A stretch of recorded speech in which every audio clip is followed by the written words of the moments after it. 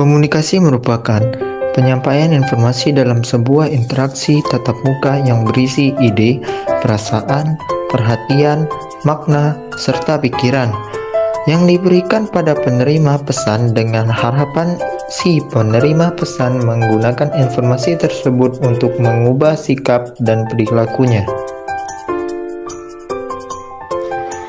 Proses komunikasi. Setiap pelaku komunikasi akan melakukan 4 tindakan, yaitu membentuk, menyampaikan, menerima, dan mengelola pesan.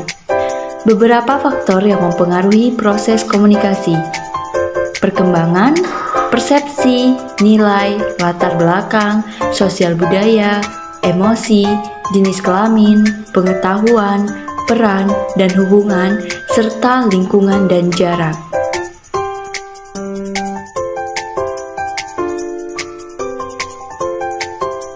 Unsur-unsur dalam komunikasi.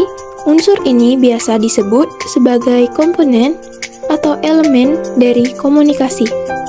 Adapun unsur-unsur komunikasi, yang pertama, pengirim atau sender, kedua, pesan atau message, ketiga, media atau channel, keempat, penerima atau komunikan, kelima, efek atau pengaruh, keenam, lingkungan.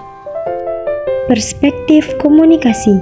Komunikasi dipandang dari sudut macam perspektif komunikasi yang terdiri atas 4 macam. Yang pertama, perspektif mekanistis. Bentuk komunikasi yang menitik beratkan pada proses kausalitas atau hubungan sebab akibat. Yang kedua, perspektif psikologis. Bentuk komunikasi yang menitik beratkan pada penerima pesan, pengaruh yang melatar belakangi seseorang dalam penerima pesan. Yang ketiga, perspektif interaksional. Proses komunikasi yang menitik beratkan pada media komunikasi. Yang keempat atau yang terakhir, perspektif pragmatis. Komunikasi yang berkaitan dengan kecepatan, yaitu kecepatan suatu pesan bisa sampai pada penerima pesan.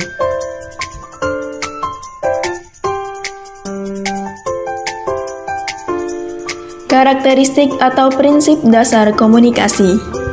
Yang pertama, komunikasi adalah suatu proses simbolik. 2. Setiap perilaku mempunyai potensi komunikasi. Ketiga, komunikasi punya dimensi isi dan hubungan. 4. Komunikasi itu berlangsung dalam berbagai tingkat kesengajaan. 5. Komunikasi terjadi dalam konteks ruang dan waktu. 6. Komunikasi melibatkan prediksi peserta komunikasi. Ketujuh, komunikasi itu bersifat sistemik.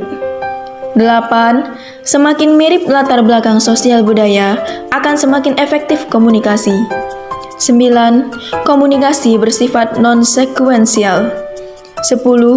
Komunikasi bersifat prosesual, dinamis, dan transaksional. 11. Komunikasi bersifat irreversibel. 12. Komunikasi bukan penasehat untuk menyelesaikan berbagai masalah. Komunikasi massa. Massa communication menurut Puls 1973 mengartikan komunikasi massa sebagai komunikasi yang berlangsung dalam situasi interposet ketika antara sumber dan penerima tidak terjadi kontak secara langsung. Pesan-pesan komunikasi mengalir pada penerima melalui saluran media massa seperti surat kabar, majalah, radio, film, dan televisi.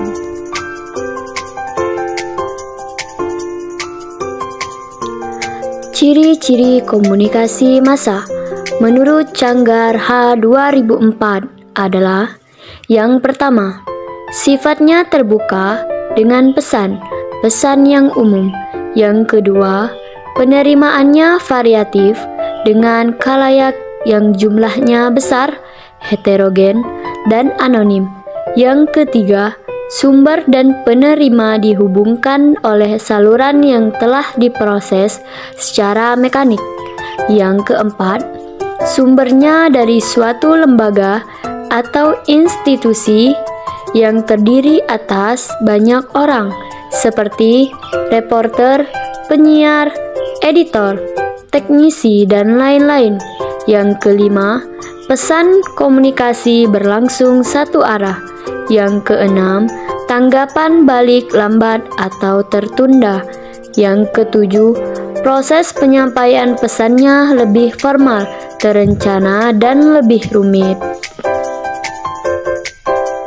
Pengiriman pesan melalui komunikasi massa seharusnya juga bisa mempertimbangkan kalayak dengan berbagai jenis, berbagai ragam budaya dengan perbedaan lainnya, sehingga apa yang disampaikan akan bisa diterima sebagai informasi yang bermanfaat.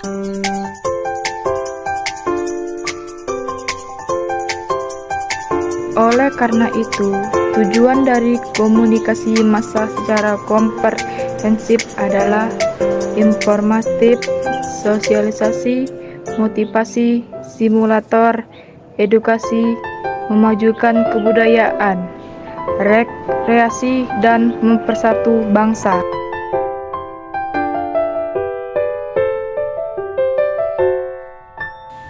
Manfaat komunikasi massa dalam pelayanan kesehatan. Yang pertama, meyakinkan seseorang, mengubah sikap, memperkenalkan pendidikan kesehatan, menciptakan kebersamaan, melatih keterampilan komunikasi, memperkenalkan etika, menarik minat klien, membentuk kesehatan mental, mencegah kesalahpahaman, dan hiburan.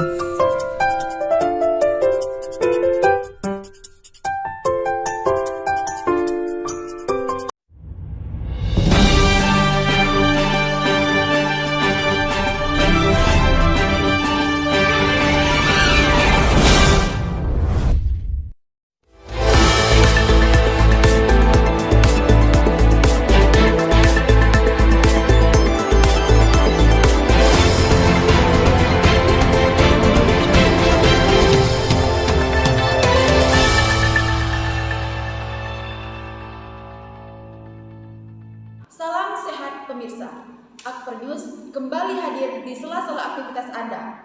Bersama saya, Hetty Estora, yang akan memberikan berita-berita terbaru dan teraktual. 4 Desember 2021, pemirsa, memperhatikan pertumbuhan dan perkembangan anak yang kian menurun, yang sangat sering kita jumpai di sekitar kita, menjadi perhatian khusus bagi berbagai pelayanan kesehatan. Salah satunya yang bersumber dari Akademi Keperawatan yang memberikan penyuluhan massa yang berkaitan dengan pencegahan stunting. Kegiatan yang diselenggarakan pihak Akademi Keperawatan ini mendapat sambutan yang baik, khususnya di Desa Durianuntu, Kecamatan Kelapa. Warga desa tersebut berpartisipasi dengan semangat untuk menghadiri kegiatan penyuluhan ini. Untuk mengetahui kondisi sekarang di Desa Durianuntu, Kecamatan Kelapa, sudah ada tim kita yang berada di tempat tersebut. Baiklah Hafiz, bagaimana jalannya kegiatan penyuluhan di Desa Durianuntu, Kecamatan Kelapa? Terima kasih Hetty. Baiklah, sekarang saya berada di Balai Desa Kecamatan Kelapa, Desa Durianuntu. Seperti yang kita lihat, situasi penyuluhan pencegahan stunting oleh Akademi Keperawatan berjalan dengan lancar. Warga berpartisipasi mengikuti penyuluhan yang diselenggarakan Akademi Keperawatan.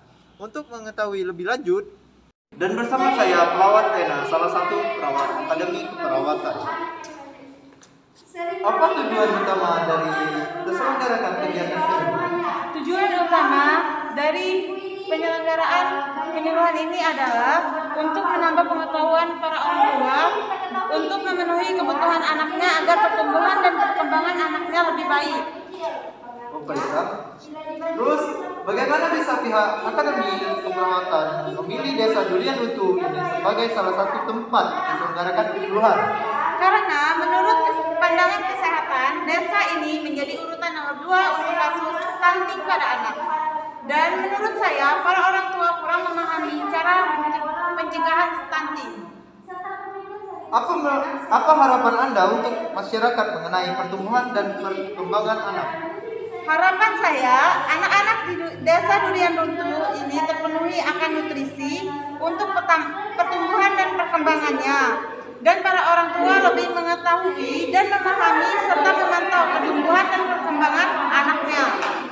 Baiklah, terima kasih Perawat Lena. Selanjutnya kembali ke studio Hetty. Baik, terima kasih kepada Hafiz yang telah menyampaikan laporan di sana. Sekian dari Akbar News, saya Heti Estora, saya pamit undur diri. Salam sehat. Wassalamualaikum warahmatullahi wabarakatuh.